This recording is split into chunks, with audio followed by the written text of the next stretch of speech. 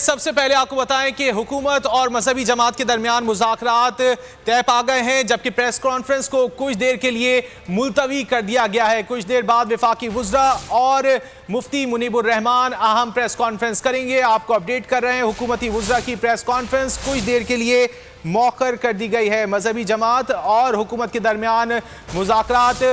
کامیاب ہو گئے تھے۔ تفصیلات جان لیتے ہیں شہباز احمد سے۔ شہباز، آگاہ کیجیے گا۔ جی دیکھیے، حکومت اور قلعہ ٹی ایل پی کے درمیان جو رسائی بتا رہے ہیں کہ معاہدہ طے پا گیا ہے، لیکن پریس کانفرنس کا جو وقت دیا گیا تھا وہ 11:15 پر دیا گیا تھا۔ شاہ محمود قریشی جو ہے بس پر پہنچے اور وہ کافی دیر انتظار بھی کرتے رہے، لیکن اب سے کچھ دیر کے بعد وہ یہاں سے روانہ ہو گئے ہیں اور ان کا جاتے ہوئے یہ کہنا تھا کہ ہم سب اسد کیسر گھر پر ہم اکٹھے ہوں گے اور وہاں سے ہم دوبارہ آئیں گے۔ پریس کانفرنس کچھ دیر کے لیے موخر کی گئی ہے۔ وجوہات انہوں نے یہ بتائی ہے کہ کوئی قلعہ ٹی ایل پی کے کچھ صورہ ہے جو کہ انہوں نے جو اسلام آباد پہنچنا ہے اس کو باضابطہ طور پر کسی ایک معاہدے کی شکل دی جائے گی، اس لیے جو ہے وہ موخر کر دی گئی ہے۔ شاہ محمود قریشی تقریباً آدھے سے پونا گھنٹہ وہ جو ہے پی آئی ٹی میں وزراء کا انتظار کرتے رہے، کیونکہ شاہ محمود قریشی، علی محمد خان، اسپیکر اسد کیسر اور مفتی منیب الرحمان نے مشترکہ دعوت پریس کانفرنس کرنی، لیکن صرف شاہ محمود قریشی یہاں پہنچے تھے، باقی 3 ارکان جو نہیں پہنچے تھے۔ اب جو ہے یہ پریس کانفرنس موخر کر دی گئی ہے اور تمام یہ جو مذاکراتی ٹیم اکٹھی ہوگی، وہاں پر مزید کچھ معاملات ہیں جو ریٹرن میں کچھ طے پانے ہیں، اس کے بعد کچھ دیر کے بعد یہ پریس کانفرنس جو ہے وہ دوبارہ کی جائے گی۔ ٹھیک ہے شہباز، بہت شکریہ ان تفصیلات کے لیے۔ بعد پریس کانفرنس کی جائے گی،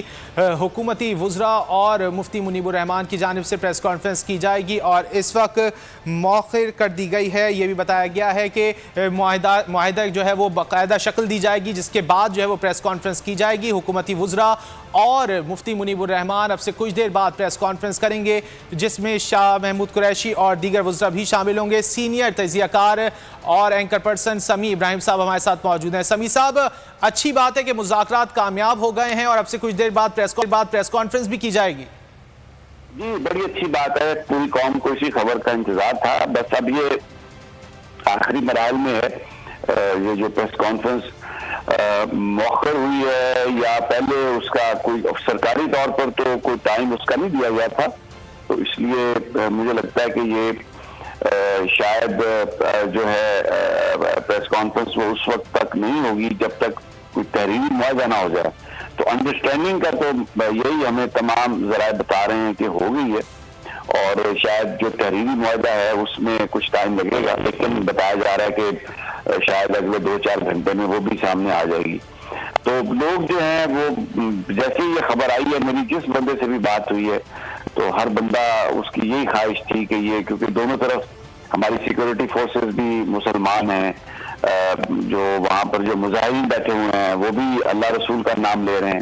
تو ان حالات میں خونریزی جو ہے اس کا نقصان جو تھا وہ اپنے ہی ملک کو ہونا تھا، اور وہ جو ایک قوت ہے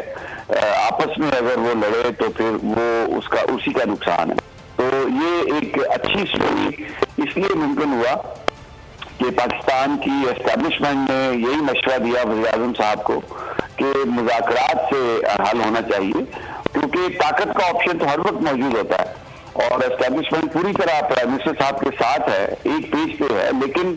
اپنے ساتھی شہریوں کو، اپنے ہی بچوں کو گولیاں مارنا، طاقت کے ذریعے ہٹانا، کوئی ایسی اس کے کنسیکوینسز جو تھے وہ بڑے اچھے نہیں ہونے تھے۔ تو اس لیے، اور وزیر اعظم صاحب نے بھی بڑی فراز دلی سے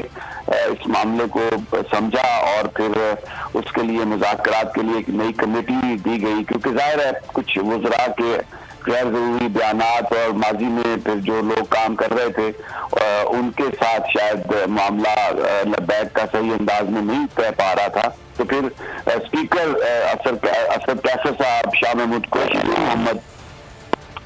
ان لوگوں کی جو کمیٹی علماء کے ساتھ مل کر انہوں نے گفتگو کی، لبیک کے ساتھ بھی گفتگو کی، اور ایک بڑی اچھی کوشش ہے یہ۔ اور مجھے یہ امید ہے کہ اگرچہ پریس کانفرنس تاخیر ہو گئی ہے، بڑی اسپیکولیشن بھی ہوں گی، چیمگوئیاں ہوں گی، لیکن مجھے امید ہے کہ انشاءاللہ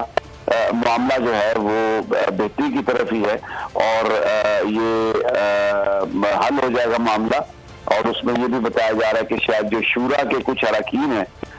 کیونکہ انہوں نے بھی پریس کانفرنس میں آنا ہے تو وہ راستے میں بند ہیں، تو ظاہر ہے ان کی آمد میں بھی تھوڑی تاخیر ہے، क्योंकि अगर मुआहदे का ऐलान हो तो दोनों फरीकैन का होना जरूरी है। सिर्फ हुकूमती वज़रा और मुनीबुर रहमान साहब, इसमें कोई शक नहीं कि उनकी बड़ी कोशिशें हैं और मुफ्ती साहब की और उनकी एक बड़ा इज्जत हराम है, लेकिन क्योंकि वो बराह रास्त लब्बैक से उनका कोई ताल्लुक नहीं है, तो अगर प्रेस कॉन्फ्रेंस सिर्फ वफाकी वज़रा और मुफ्ती मुनीब करें तो वो ऐसा लगेगा कि एक फरीक ने प्रेस कॉन्फ्रेंस की है। तो अगर मजलिस शूरा के अरकान भी आ जाए, लब्बैक की नुमाइंदगी भी हो, तो फिर इसका मतलब ये है कि दोनों जो फरीकैन हैं उन्होंने मिलकर प्रेस कॉन्फ्रेंस की, तो ये इस बात की जमानत है कि मुआहदा जो है वो हतमी तौर पर तय पा गया। तो ये ताखीर आर्जी लग रही है मुझे, और इंशाल्लाह मुआहदे का ऐलान होगा, सड़कें खुलेंगी, तहरीक लबैक अपनी पॉलिटिकल एक्टिविटी। ये मामला सिर्फ एक